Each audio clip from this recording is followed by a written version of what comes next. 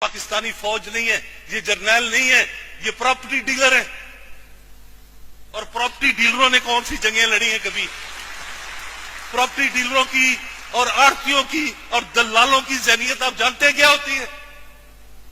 وہ جرت، وہ بہادری، وہ دلیری، وہ وطن پرستی، وہ زمین پہ خطے پہ مر جانا، لٹ جانا، خون بہا دینے والی سوچ اور نظریہ پاکستانی فوج سے ختم ہو چکا ہے۔ پراپرٹی ہے، صرف اوپر کرپشن نہیں ہے، نیچے سپاہی سبدار کو پیسے دے کے چھٹی لیتا ہے۔ رشوت اتنی فوج کے اندر گھس چکی ہے۔ پاکستانی فوج نہیں ہے، یہ جرنیل نہیں ہے، یہ پراپرٹی ڈیلر ہے۔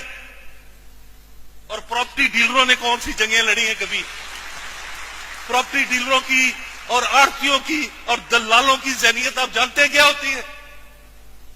وہ جرت، وہ بہادری، وہ دلیری، وہ وطن پرستی، وہ زمین پہ خطے پہ مر جانا، لٹ جانا، خون بہا دینے والی سوچ اور نظریہ پاکستانی فوج سے ختم ہو چکا ہے۔ پراپرٹی ہے، صرف اوپر کرپشن نہیں ہے، نیچے سپاہی سبدار کو پیسے دے کے چھٹی لیتا ہے۔ رشوت اتنی فوج کے اندر گھس چکی ہے۔ پاکستانی فوج نہیں ہے، یہ جرنیل نہیں ہے، یہ پراپرٹی ڈیلر ہے۔